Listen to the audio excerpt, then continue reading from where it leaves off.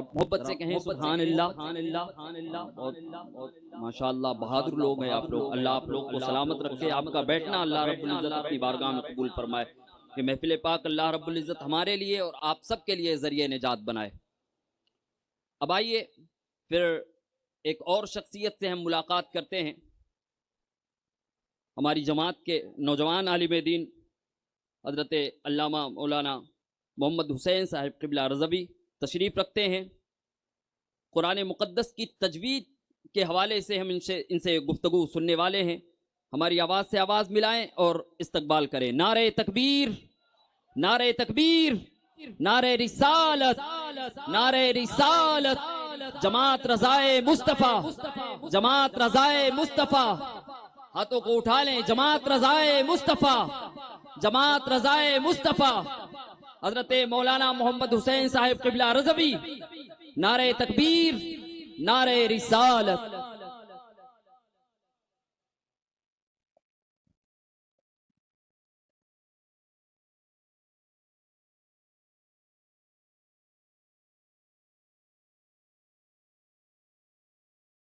Hello. منبر نور پر جلوہ افروز علماء کرام اور عوام اہل سنت، السلام علیکم ورحمۃ اللہ وبرکاتہ. الحمد للہ، الحمد للہ الذی زین النبیین بحبیبہ المصطفیٰ ومن علی المؤمنین بنبیہ المجتبیٰ،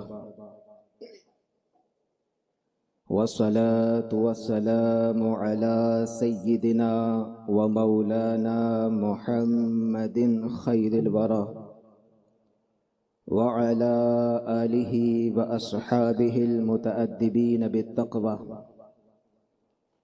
أما بعد، أعوذ بالله من الشيطان الرجيم. بسم الله الرحمن الرحيم. ورتل القرآن ترتيلا.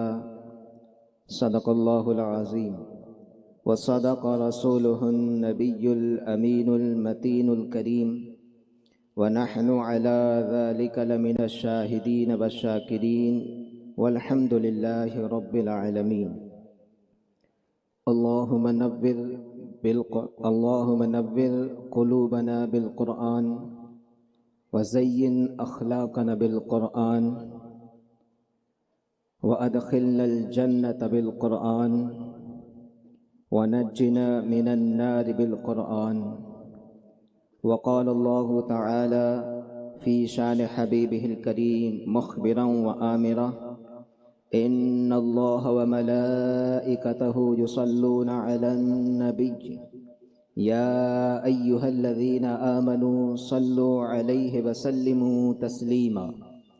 اللهم صل على سيدنا ومولانا محمد عدد ما في علم الله صلاة دائمة بدوام ملك الله. صلاة وسلاما عليك يا رسول الله صلى الله تعالى عليه وسلم. اللہ جل وعلا کا بے پناہ احسان عظیم ہے کہ اس نے ہم اور آپ کو ایسے بابرکت جلسہ گاہ میں بیٹھنے کی سعادت عطا فرمائی، اور اس طرح کی جو مجلسیں زمین پر منعقد ہوتی ہیں، یہ مجلسیں صرف مجلس ہی نہیں بلکہ اللہ رب العزت ایسی مجلسوں کو، ایسی جگہوں کو جنت کے باغوں میں سے ایک باغ بنا دیا کرتا ہے. حضور علیہ الصلاۃ والتسلیم کا فرمان اقدس ہے: اذا مررتم بریاض الجنہ فارتعوا.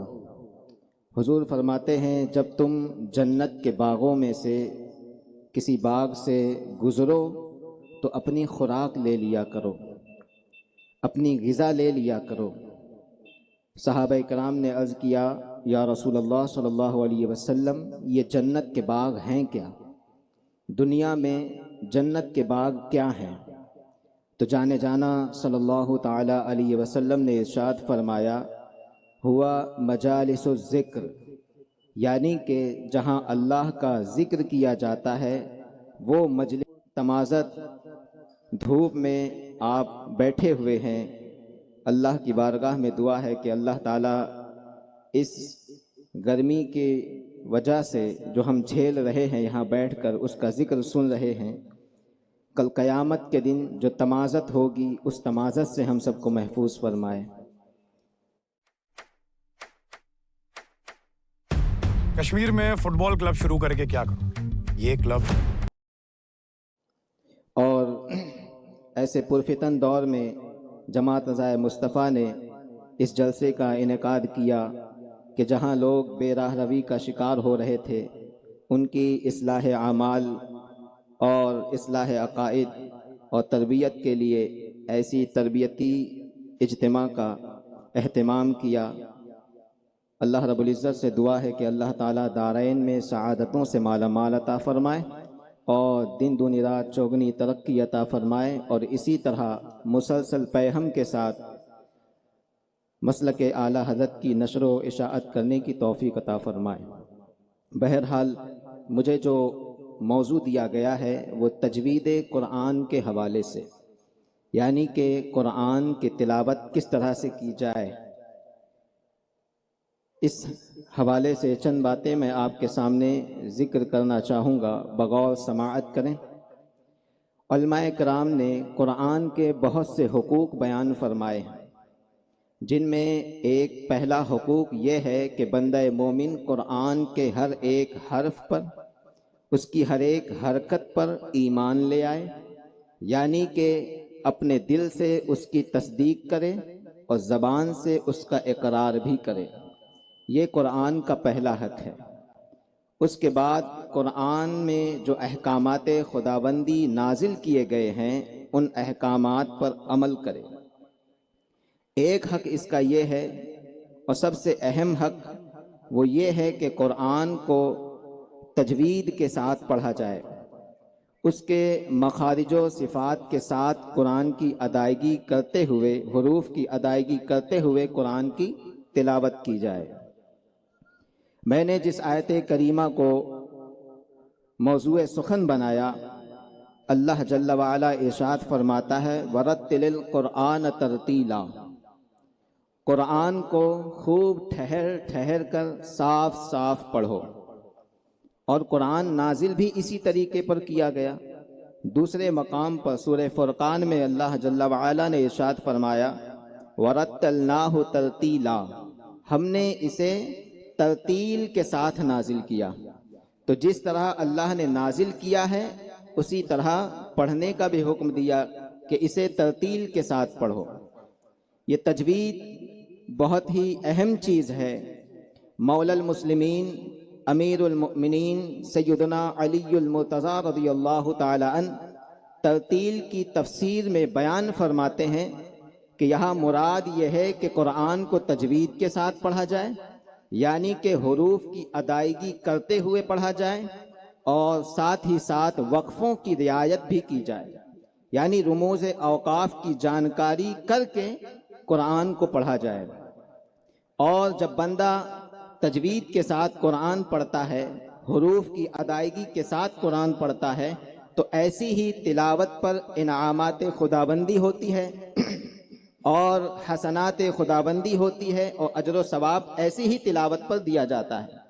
تجوید کے خلاف جو بندہ پڑھے گا، حروف کی ادائیگی کے بغیر اگر قرآن پڑھا جائے تو اس پر کوئی اجر و ثواب مرتب نہیں ہوتا ہے، بلکہ بندہ گناہگار ہو جاتا ہے اور بسا اوقات حد کفر کو پہنچ جاتا ہے، کیونکہ معنی میں فساد پیدا ہو جائے گا جس کی وجہ سے آپ کی نماز بھی خراب ہوگی، اور کوئی ایسا معنی پیدا ہو گیا جو بڑا ہی فسادی ہے تو حد کفر تک بندہ پہنچ جائے گا۔ تو اس کا خیال کرنا بہت ضروری ہے۔ محدث کبیر علامہ محقق جزری رحمت اللہ علیہ نے ارشاد فرمایا وَالْأَخَذُ بِالتَّجْوِيدِ لَازِمٌ وَمَن لَّمْ يُجَوِّدِ الْقُرْآنَ آثِمٌ۔ آپ فرماتے ہیں تجوید کا حاصل کرنا، تجوید کا سیکھنا ہر ایک مسلمان پر لازم اور ضروری اور واجب ہے، اور جو بندہ قرآن کو تجوید کے ساتھ نہیں پڑھتا وہ گنہگار ہوگا، وہ گنہگار ہے، وہ گناہ کرنے والا ہے۔ حضرت انس بن مالک رضی اللہ تعالی عنہ ارشاد فرماتے ہیں، اور یہ قول آپ کا امام غزالی علیہ رحمت و رضوان نے احیاء علوم الدین میں نقل کیا کہ حضرت انس بن مالک رضی اللہ تعالی عنہ بیان کرتے تھے، رب طال للقرآن والقرآن یلعنہ۔ آپ فرماتے تھے بہت سے ایسے افراد ہیں جو قرآن کو اس حالت میں پڑھتے ہیں کہ قرآن ان پر لعنت کر رہا ہوتا ہے۔ وہ قرآن کی تلاوت تو ثواب سمجھ کے پڑھ رہے ہوتے ہیں، لیکن تجوید کی رعایت نہ کرنے کی وجہ سے قرآن الٹا ان پر لعنت کر رہا ہوتا ہے۔ اور فرمایا اس قول میں 3 طرح کے افراد شامل ہیں۔ Most people believe that consuming protein is enough for muscle building, but that is not true. Let's break down why most 3 قسم کے لوگ اس قول کے ضمن میں آ جاتے ہیں۔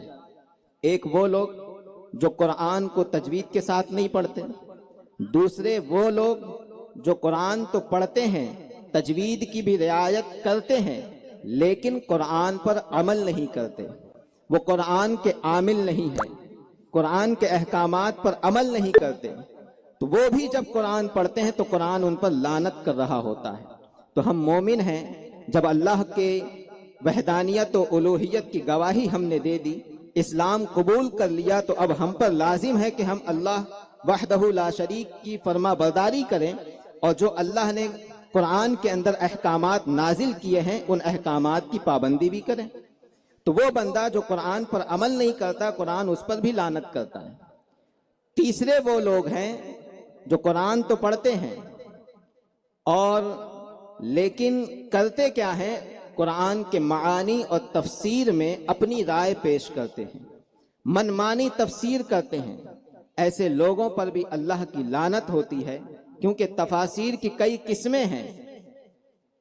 تفسیر القرآن بالقرآن، تفسیر القرآن بالاحادیث، تفسیر القرآن بآثار الصحابہ، تفسیر القرآن باللغت العربیہ، اور اسی طرح کی ایک تفسیر ہے جسے کہتے ہیں تفسیر بالرائے۔ اس کو فقہا نے حرام قرار دیا، علماء نے حرام قرار دیا کہ کوئی بندہ قرآن کی کسی آیت کی تفسیر اپنی رائے سے پیش کرے، من مانی کرتے ہوئے کوئی مطلب وہاں سے نکال کر کے لوگوں کو بیان کرے۔ تو اس میں 3 طرح کے افراد شامل ہو گئے۔ اور ایک روایت آپ کے سامنے پیش کروں کہ صحابہ کرام کی جماعت قرآن کو پڑھنے میں کس طرح سے احتیاط برتتی تھی، اور خود جب لوگوں کو پڑھاتے تھے تو کس طرح سے اس پر سختی برتا کرتے تھے۔ چنانچہ حضرت عبداللہ ابن مسعود رضی اللہ تعالی عنہ اپنا واقعہ خود ارشاد فرماتے ہیں کہ ایک شخص کو میں نے قرآن پڑھایا، اور پڑھاتے ہوئے قرآن کے اس ٹکڑے پر پہنچا، انما الصدقات للفقراء، تو فرماتے ہیں اس شخص نے یہاں پر فقراء کی جو حمزہ ہے، مد ہے، اس نے مد نہیں کیا، یعنی کھینچا نہیں، بلکہ بغیر کھینچے ہوئے پڑھا انما الصدقات للفقراء۔ تو حضرت عبداللہ ابن مسعود رضی اللہ تعالیٰ عنہ نے وہیں پر اسے ٹوک دیا اور ناراضگی کا اظہار فرمایا اور کہا کہ تم قرآن اس طریقے پر پڑھ رہے ہو جس طریقے پر حضور نے ہمیں نہیں پڑھایا۔ تو شخص نے عرض کیا کہ حضور پھر یہ بتا دیں کہ جانے جانا صلی اللہ علیہ وسلم نے کس طریقے پر پڑھایا؟ تو آپ نے باقاعدہ پڑھ کر کے سنایا انما الصدقات للفقراء، یعنی مد کر کے بتایا، اور فرمایا یہی سنت کا طریقہ ہے، اور ہم ایسا ہی قرآن سننا پسند کرتے ہیں اور ایسا ہی پڑھانا پسند کرتے ہیں جس طرح ہم نے حضور سے پڑھا ہے۔ تو آپ یہاں غور کیجئے، اس بندے نے حرف کو نہیں بدلا تھا، کسی حرکت کو نہیں بدلا تھا، بلکہ مد نہیں کیا تھا، کھینچا نہیں تھا، اس پر حضرت عبداللہ ابن مسعود نے اسے ٹوک دیا۔ تو یہاں سے ہمیں پتہ چلتا ہے کہ قرآن کی تجوید کا علم حاصل کرنا کتنا ضروری ہے، کتنا ضروری ہے۔ حضور علیہ الصلوۃ والتسلیم کی ایک حدیث پاک آپ کے سامنے ذکر کروں، ابو داؤد شریف میں یہ حدیث نقل کی گئی کہ فرمان کا مطلب یہ کہ اچھی آواز میں قرآن کی تلاوت کی جائے، عمدہ آواز میں قرآن کی تلاوت کی جائے تاکہ قرآن کو مزین کر دیا جائے، یہ اس کا ظاہری معنی ہے۔ اور اس کا مقصودی معنی جب میں نے اس حدیث پاک کو پڑھا تو تو ایک اللہ کے فضل سے جو معنی میرے ذہن میں آیا وہ معنی میں آپ کے سامنے ذکر کرنا چاہتا ہوں۔ مقصودی معنی یعنی قرآن کو مزین کرنا، وہ بھی آواز سے، اس کا مقصد کیا ہے، اس کے اندر اصل بات کیا ہے، وہ میں آپ کے سامنے ذکر کرنا چاہتا ہوں۔ اور اس کو سمجھانے سے پہلے ایک مثال میں آپ کو دیتا ہوں۔ دلہن کو سجایا جاتا ہے، اور یہ مثال میں اس لیے دے رہا ہوں کہ یہ مثال سمجھ کے زیادہ قریب ہے، آپ سمجھیں گے جلدی طور پر۔ تو دلہن کو سجایا جاتا ہے اور اس کے سجانے کے لیے زیورات درکار ہوتے ہیں، اور ان زیورات کو سجانے کے لیے، دلہن کو سجانے کے لیے اہم چیز یہ ہے کہ ان زیورات کو ان کی جگہ پر رکھنا ضروری ہے، تبھی سجنے میں عمدگی پیدا ہوگی۔ اگر ان زیورات کو ان کے جگہوں پر نہ رکھا جائے تو وہ سجاوٹ نہیں ہوگی بلکہ بربادی اور خرابی ہوگی۔ جیسے جو کان میں پہننے کی چیز ہے ناک میں پہنا دی جائے، ناک والی چیز کان میں پہنا دی جائے، گلے میں ہار پہنا جاتا ہے اسے ماتھے پہ باندھ دیا جائے، سر پہ باندھ دیا جائے، پاؤں میں پائل باندھی جاتی ہے اسے کلائی میں لپیٹ دیا جائے، تو آپ بتائیے دلہن سجے گی؟ وہ کچھ اور دکھنے لگے گی۔ تو اسی طرح جب زیور کو اس کے اصل مقام پر نہ رکھا جائے تو وہ سجانا بھی نہیں ہوتا، اگرچہ زیور موجود ہے لیکن سجاوٹ مکمل نہیں ہوئی بلکہ برباد اور خراب ہو گئی۔ Pick your preferred investment with Angel One. حدیث پاک کی طرف آئیے۔ بلا تمثیل جانے جانا صلی اللہ علیہ وسلم نے فرمایا اپنی آوازوں سے قرآن کو مزین کرو، یعنی قرآن کو سجاؤ۔ اس کا مطلب کیا ہے؟ آواز جو ہوتی ہے اس کے اندر حروف ہوتے ہیں، حروف ہوتے ہیں اس کے اندر۔ تو کہنے کا مطلب یہ ہے کہ جو حروف تم ادا کر رہے ہو اپنی آواز میں، ان حروف کو ان کی اصلی جگہ سے ادا کرو۔ یہ حروف کہاں سے ادا ہوتے ہیں وہیں سے ان کو ادا کیا جائے، کہیں اور جگہ سے ادا نہ کیا جائے۔ اگر تم ان حروف کو ان کی اصل جگہ سے ادا نہیں کرو گے تو قرآن کو مزین کرنا نہیں پایا جائے گا بلکہ قرآن کو بگاڑنا پایا جائے گا۔ آپ کے پاس بھلے سے لاکھ اچھی اور عمدہ آوازیں موجود ہوں، لیکن اگر آپ کے پاس حروف کی ادائیگی نہیں ہے تو آپ سمجھ لیں کہ قرآن آپ مزین نہیں کر سکتے بلکہ قرآن آپ الٹا پڑھ رہے ہیں، خراب پڑھ رہے ہیں۔ یہ ایک معنی آپ نے سمجھ لیا۔ اور اچھی آواز کا مرتبہ جو ہے یہ دوسرے نمبر کا ہے۔ پہلا نمبر جو ہے یہ حروف کی ادائیگی کا ہے۔ جب آپ حروف کی ادائیگی کے ساتھ قرآن پڑھنا جان جائیں تو آپ اپنی اچھی آواز بنائیں۔ جیسا کہ دوسری حدیث میں حضور علیہ الصلوۃ والتسلیم نے ارشاد فرمایا، شعب الایمان کی حدیث پاک، حضور ارشاد فرماتے ہیں حسنوا القرآن باصواتکم، اپنی عمدہ آواز سے قرآن پڑھو، ایک حسن والی آواز سے قرآن پڑھو۔ کیوں؟ فرمایا فإن الصوت الحسن یزید القرآن حسنا۔ حضور فرماتے ہیں کیونکہ یہ عمدہ آواز سے قرآن کا پڑھنا قرآن کے حسن کو دوبالا کر دیتا ہے، قرآن کے حسن میں اضافہ کر دیتا ہے، قرآن کے حسن کو بڑھا دیتا ہے۔ تو پہلا درجہ تجوید کا ہے، پھر عمدہ آواز کا ہے۔ اچھا یہ بات تو ہو گئی، تجوید ہو گئی، اچھی آواز ہو گئی۔ اب پڑھنا کس طرح سے ہے؟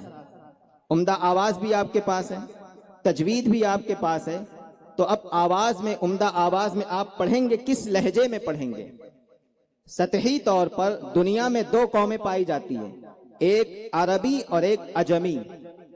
عرب کنٹری میں رہنے والوں کو عربی کہا جاتا ہے، اس کے علاوہ جو کنٹریز ہیں ان میں رہنے والوں کو عجمی کہا جائے گا۔ تو ہم عجمی لوگ ہیں، تو کیا ہم عجمی لہجے پر پڑھیں گے؟ عجم کا کوئی لہجہ بھی نہیں، سارے لہجے عرب کے ہیں، تو ہمیں پڑھنا بھی عرب کے ہی لہجے پر ہوگا۔ جیسا کہ شعب الایمان میں حدیث پاک جانے جانا صلی اللہ تعالی علیہ وسلم نے ارشاد فرمایا، اقرأوا القرآن بلحون العرب واصواتها۔ حضور فرماتے ہیں قرآن کی تلاوت عرب کے لہن پر کیا کرو، جس طرح عرب قرآن پڑھا کرتے ہیں اس طرح تم بھی قرآن پڑھا کرو۔ یہ ہے قرآن کو پڑھنا عربی لہن کے اندر۔ اور آپ کو یہاں پر ایک بات اور بتاؤں، لحن جو ہے یہ دو طرح کا ہوتا ہے، یعنی قرآن کو اگر تجوید کے خلاف پڑھا جائے تو اس کو لحن کہتے ہیں، اور لحن کی دو قسمیں ہیں، ایک ہے لحن جلی اور ایک ہے لحن خفی۔ لحن جلی کہتے ہیں بڑی غلطی کو، یعنی صفات لازمہ اور مخارج کو بدل کر کے پڑھنا، یہ ہوتا ہے لحن جلی۔ اور اس کا حکم کیا ہے؟ علماء فرماتے ہیں اس کا حکم یہ ہے کہ جو لحن جلی کرتا ہے پڑھنے میں، اس کا پڑھنا بھی حرام، ایسی تلاوت کا سننا بھی حرام، اور پڑھنے والا گنہگار ہوگا۔ اور ایک ہے لحن خفی، یعنی چھوٹی غلطی، جو صفات محسنہ تھیں، اچھی صفات تھیں، ان صفات کے ساتھ نہیں پڑھتا بلکہ دوسری صفات کے ساتھ پڑھتا ہے جو اس کے لیے لائق نہیں، تو فرمایا ایسی صفات کے ساتھ جو قرآن پڑھے گا وہ لحن خفی کر رہا ہے، اور لحن خفی کرنے والے کے لیے حکم ہے کہ یہ مکروہ ہے۔ یہ کیا ہے؟ شریعت اس کو ناپسند کرتی ہے۔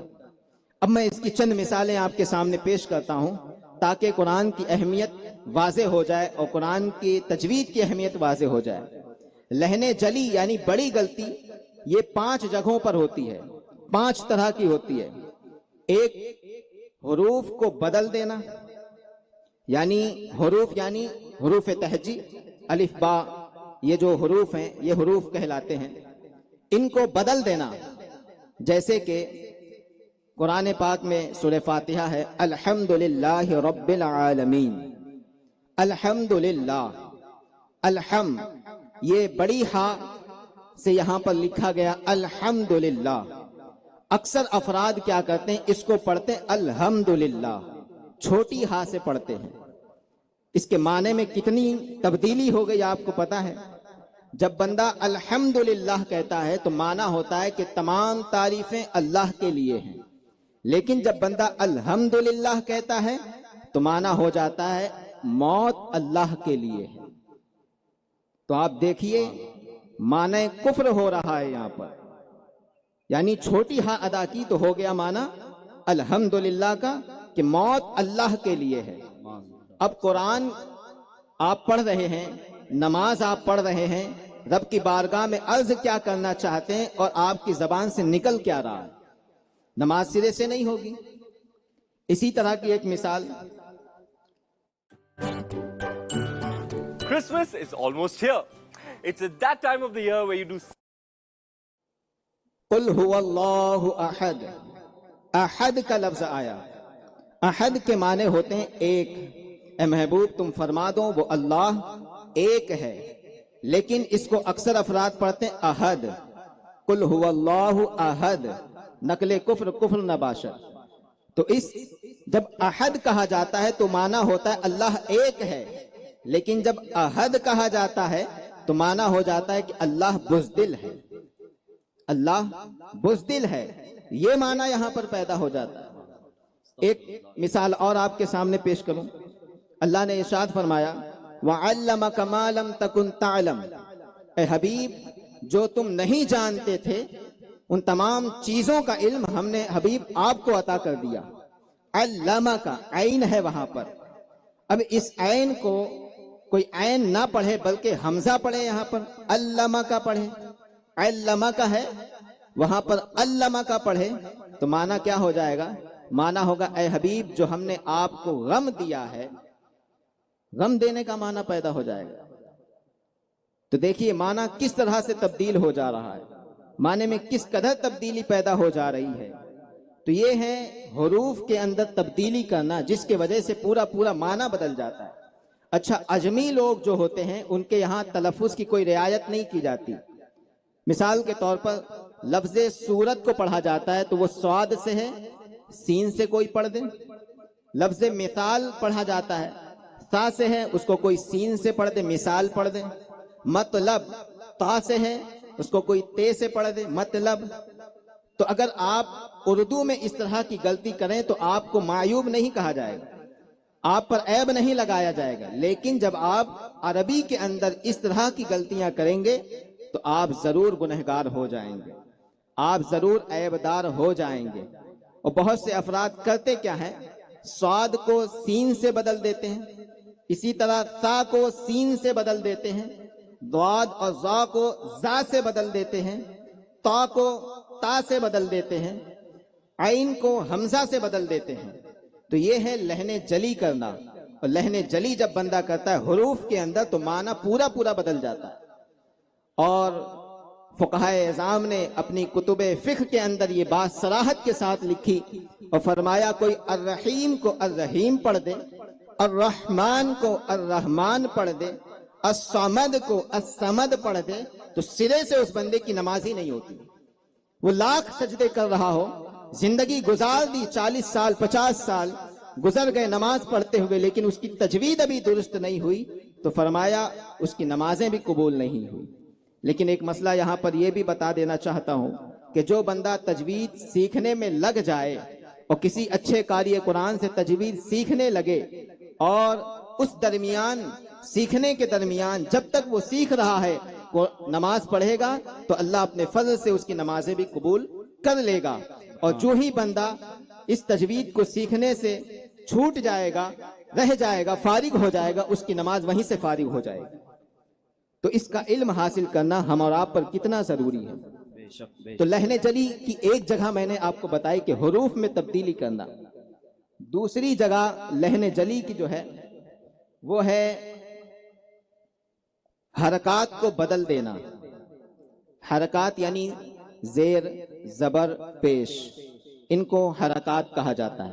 اور یہ جس حرف پر آ جائیں اس حرف کو متحرک کہا جاتا ہے، یعنی حرکت والا حرف. تو یہ ہے حرکات. حرکات کو بدل دینا یعنی زبر ہے تو زیر پڑھ دیا، زیر ہے تو پیش پڑھ دیا. تو اس طرح پڑھنے سے بھی معنی میں بڑی تبدیلیاں پیدا ہو جاتی ہیں. اس کی ایک مثال آپ کے سامنے رکھتا ہوں. اللہ نے سورہ فاتحہ میں فرمایا صراط الذین انعمت علیہم، راستہ ان لوگوں کا جن پر تو نے انعام کیا. انعمت، تا کے اوپر زبر ہے. اب اس تا کے اوپر زبر نہ پڑھتے ہوئے کوئی پیش پڑھ دے، انعمتو پڑھ دے تو معنی کیا ہو جائے گا؟ معنی پورا بدل جائے گا. معنی ہو جائے گا راستہ ان کا جن پر میں نے انعام کیا. آپ مخاطب تھے رب کی ذات سے، مگر انعمتو پڑھ کے خود کو مخاطب کر لیا کہ میں نے انعام کیا. تو آپ دیکھیے حرکت میں اگر تبدیلی ہوئی تو معنی بدل گیا. اسی طرح تیسرا مقام لحن جلی کا یہ ہے کہ حروف کو بڑھا دینا یا حروف کو گھٹا دینا.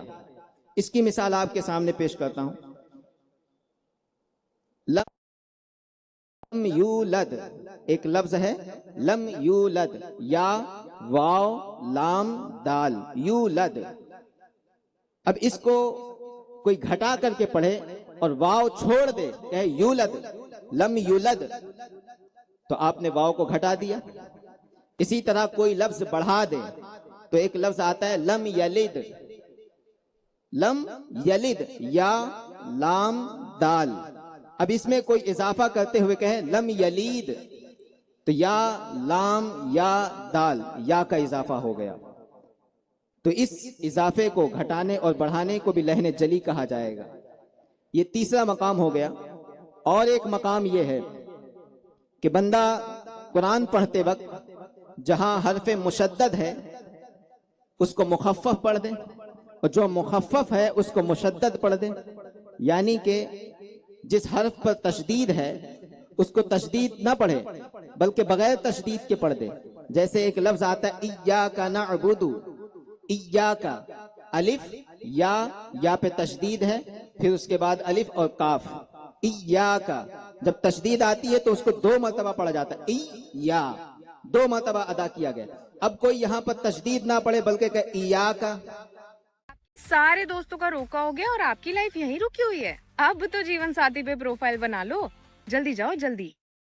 تشدید ادا ہوئی تو حرف مشدد کی جگہ اس نے مخفف ادا کیا. اسی طرح جو مخفف ہے یعنی جہاں تشدید نہیں ہے وہاں تشدید پڑھ دینا. جیسے ایک لفظ ہے اظلم، ذا پہ سکون ہے، یہاں پر وہ تشدید لگا کر کے پڑھ دے اور کہہ دے الظالم، الظالم، تو معنی خراب ہوگا اور یہ ہو جائے گی لحن جلی. تو ان جگہوں پر لحن جلی ہوتی ہے اور لحن جلی سے بندہ جب قرآن پاک پڑھے تو وہ گنہگار ہو جائے گا، معنی فاسد ہو جائے گا. ایک آخری بات آپ کے سامنے ذکر کر دوں، لہن خفی، اس کی ایک مثال یعنی چھوٹی غلطی، یعنی کہ جس حرف کو پر پڑھنا تھا اس کے تمام صفات تو تشدید ادا ہوئی، تو حرف مشدد کی جگہ اس نے مخفف ادا کیا۔ اسی طرح جو مخفف ہے یعنی جہاں تشدید نہیں ہے وہاں تشدید پڑھ دینا، جیسے ایک لفظ ہے ازلما، ذا پہ سکون ہے، یہاں پر وہ تشدید لگا کر کے پڑھ دے اور کہہ دے الظالما، الظالما، تو معنی خراب ہوگا اور یہ ہو جائے گی لہن جلی۔ تو ان جگہوں پر لہن جلی ہوتی ہے، اور لہن جلی سے بندہ جب قرآن پاک پڑھے تو وہ گنہگار ہو جائے گا، معنی فاسد ہو جائے گا۔ ایک آخری بات آپ کے سامنے ذکر کر دوں، لہن خفی، اس کی ایک مثال یعنی چھوٹی غلطی، یعنی کہ جس حرف کو پر پڑھنا تھا اس کے تمام صفات کے ساتھ ادا کرنا تھا، وہاں پر وہ باریک پڑھے، اور یہ غلطی بہت سے افراد کرتے ہیں۔ جیسے ایک لفظ آتا ہے ربکا، ربکا، را کو پر پڑھا جاتا ہے، کوئی پڑھ دے ربکا، تو را کو پر پڑھنا تھا اس نے باریک پڑھ دیا ربکا۔ اسی طرح باللہ، یہاں باریک پڑھنا تھا، کوئی پڑھ دے باللہ۔ تعوذ و تسمیہ میں اکثر لوگ غلطی کرتے ہیں، اعوذ باللہ، تو کچھ لوگ پڑھ دیتے ہیں اعوذ باللہ، غلط ہو جائے گا۔ تو اس پر آپ کو دھیان دینا ہے، جہاں را کو پر پڑھنا ہے۔ اسی طرح لفظ جلالت کو، جب کلمہ جلالت کو ادا کرتے ہیں اللہ، اللہ، اس طرح پڑھتے ہیں، کوئی اللہ پڑھ دے تو یہ ہو جاتی ہے لہن خفی، اور ایسا پڑھنا مکروہ ہے۔ تو لہٰذا یہ چند باتیں جو میں نے آپ کے سامنے ذکر کی، اس کو آپ اپنے ذہن نشیں کر لیں، اور مجھے معلوم ہے کہ جلسے سے اٹھتے اٹھتے آپ کے ذہن سے یہ چیز محو ہو جائے گی، لیکن اس کی اہمیت جو ہے آپ کے ذہن میں باقی رہے گی۔ اور ایک بات عرض کر دوں کہ کوئی چیز جب ہم کو حاصل ہو، اس کو محفوظ کرنا ہو، تو علماء کرام فرماتے ہیں اللہ کا شکر ادا کر لیا کرو۔ جب کوئی علم آپ کو مل جائے، کوئی نعمت مل جائے، تو اس پر اللہ کا شکر ادا کرو، تو وہ چیز جو ہے اللہ رب العزت آپ کے لیے محفوظ کر دے گا اور آپ کے ذہن نشی ہو جائے گی۔ اس پر ہم لوگ الحمدللہ رب العالمین کہتے ہیں کہ اللہ رب العزت کا شکر ہے کہ اللہ نے یہ علم ہمیں عطا فرمایا اور اس کے سننے کی توفیق عطا فرمائی۔ وآخر دعوانا ان الحمدللہ رب العالمین۔ السلام علیکم ورحمۃ اللہ۔